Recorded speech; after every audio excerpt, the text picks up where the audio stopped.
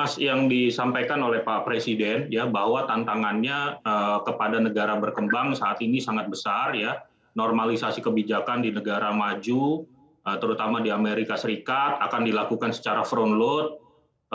Kita akan sama-sama menantikan nanti malam bagaimana The Fed kemungkinan besar akan menaikkan. Ya masalahnya berapa basis naiknya gitu ya. Kalau market mengindikasikan kenaikan sebesar 75 basis di malam ini ya waktu Indonesia Barat, dan juga di beberapa pertemuan FOMC meeting berikutnya. Normalisasi ini kemudian akan berdampak kepada sektor keuangan ya, dan meningkatnya cost of borrowing di negara-negara berkembang, terutama negara-negara berkembang ya. Kalau kita lihat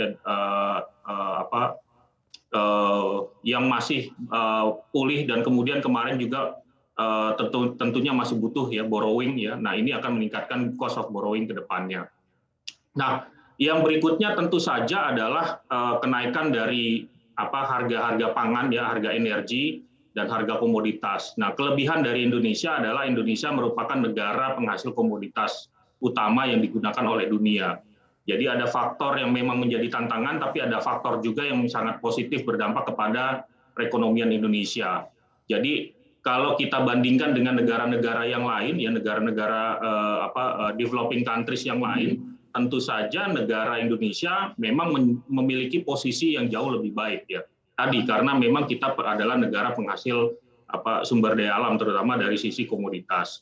Nah, dengan kondisi ini tentu saja yang perlu dilakukan adalah bagaimana tetap memaintain tadi yang saya sampaikan, impact ya, imported inflation itu kemudian berdampak kepada penurunan daya beli di dalam negeri.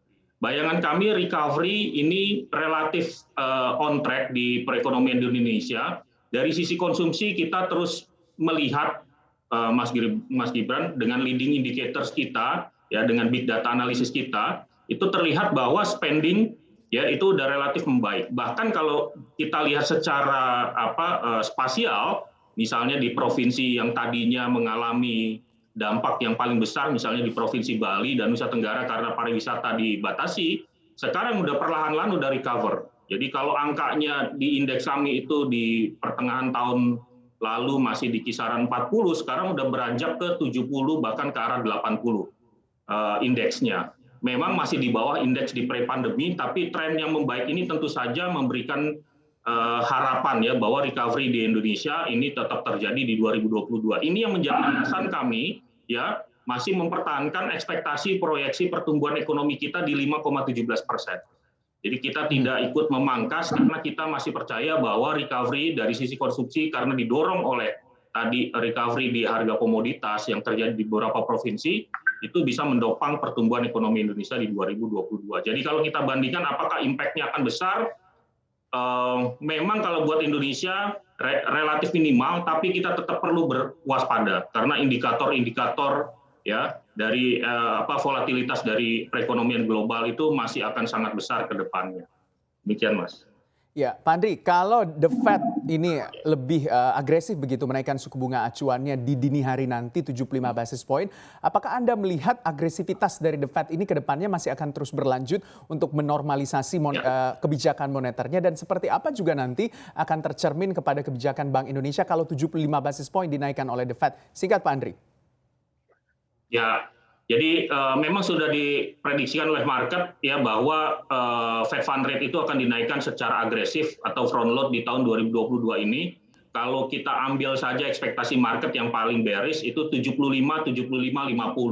Jadi ada sekitar 200 basis lagi, jadi sekitar antara 2,75 sampai 3% yang paling bearish.